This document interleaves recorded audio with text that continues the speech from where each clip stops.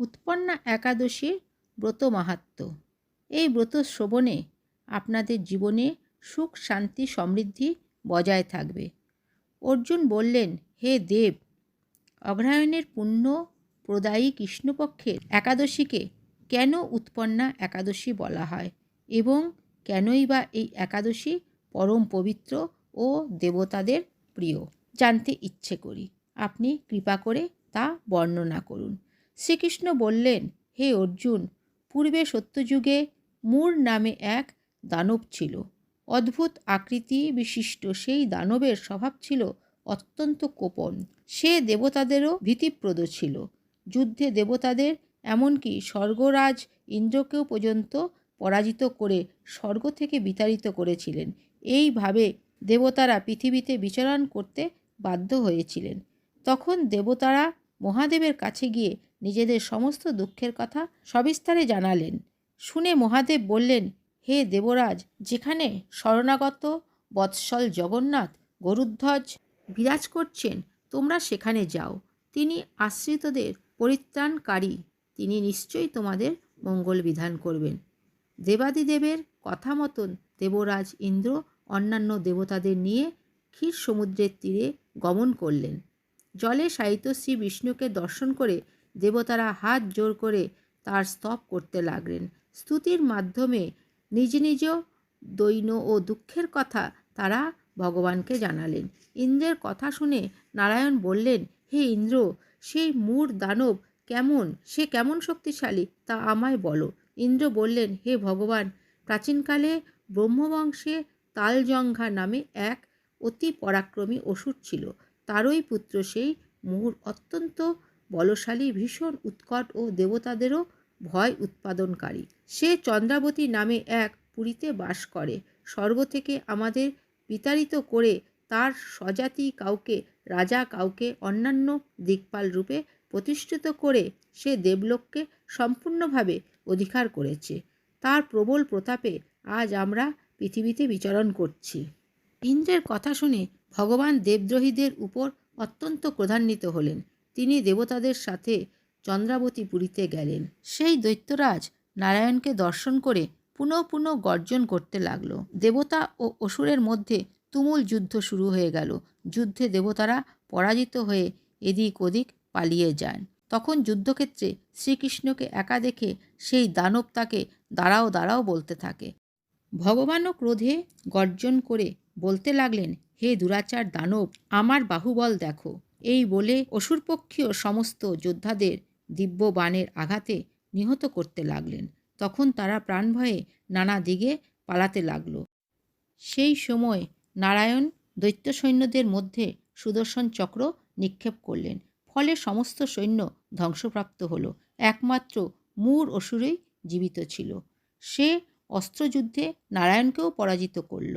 তখন নারায়ণ দৈত্যর সাথে বাহু যুদ্ধে লিপ্ত হলেন। এইভাবে দেবতাদের হিসাবে 1000 বছর যুদ্ধ করেও ভগবান তাকে পরাজিত করতে পারলেন না।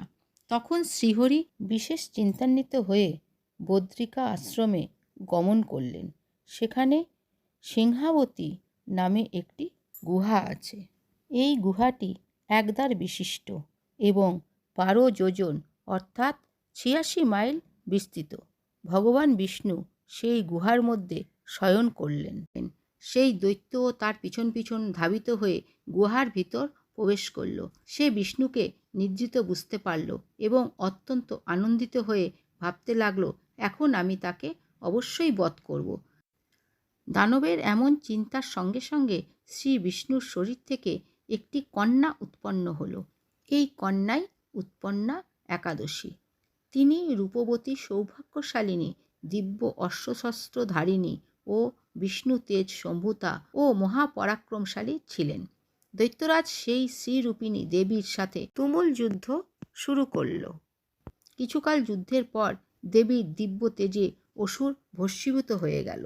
তারপর বিষ্ণু জেগে উঠে সেই ভস্মীভূত দানবকে দেখে বিস্মিত হলেন। এক দিব্য কন্যাকে তার পাশে হাতজোড় করে দাঁড়িয়ে থাকতে দেখলেন।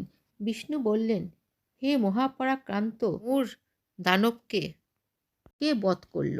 যিনি একে হত্যা করেছেন তিনি নিশ্চয়ই প্রশংসনীয়, কর্ম করেছেন। সেই কন্যা বললেন, হে প্রভু, আমি আপনার শরীর থেকে উৎপন্ন হয়েছি। আপনি যখন ঘুমিয়েছিলেন তখন এই দানব আপনাকে বধ করতে চেয়েছিল, তা দেখে আমি তাকে বধ করেছি। আপনার কৃপাতেই আমি তাকে বধ করতে পেরেছি। একথা শুনে ভগবান বললেন, আমার পরাশক্তি তুমি, একাদশীতে উৎপন্ন হয়েছ, তাই তোমার নাম হবে একাদশী। আমি এই ত্রিলোকে দেবতা ও ঋষিগণকে বর প্রদান করেছি। হে ভদ্রে, তুমিও তোমার মনের মতন বর প্রার্থনা করো, আমি তোমাকে তা প্রদান করব। একাদশী বললেন, হে দেবেশ, ত্রিভুবনে সর্বত্র আপনার কৃপায় সর্ববিঘ্ন নাশিনী ও সর্বদায়িনী রূপে যেন পরম পূজ্য হতে পারি, এই বিধান করুন।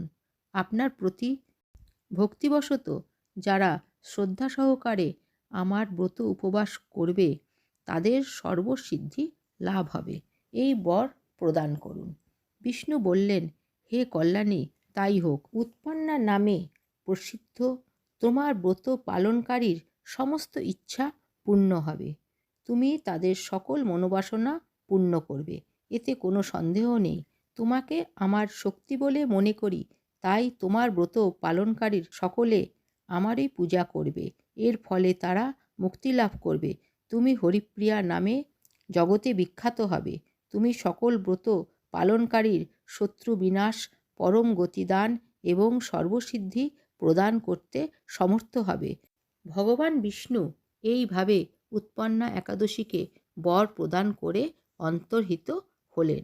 সমস্ত ব্রতকারীর দিবারাত্রি ভক্তি পরায়ণ হয়ে এই উৎপন্না একাদশীর উৎপত্তির কথা শ্রবণ কীর্তন করলে শ্রীহরির আশীর্বাদ লাভে ধন্য হবে। তাই আমরা প্রার্থনা করব যে ভগবান আমাদের উপর কৃপা প্রসন্ন হন, আমরা যেন নিত্যকাল তোমার সেবাতে নিবিষ্ট হয়ে জীবনকে মঙ্গলময় করতে পারি। হে ভগবান নন্দকিশোর, হে রাধা দামোদর, হে রাধা বিনোদ বিহারী, হে রাধা রমন, হে রাধা মাধব, হে রাধা বৃন্দাবন চন্দ্র, হে রাধা গোবিন্দ, আমাদের মনোবাঞ্ছা পূরণ করো। একাদশীর ব্রতকথা সমাপ্ত। বন্ধুরা, এমনি আরও ভিডিও পেতে আমার চ্যানেলটাকে সাবস্ক্রাইব করে সঙ্গে থাকুন। ধন্যবাদ।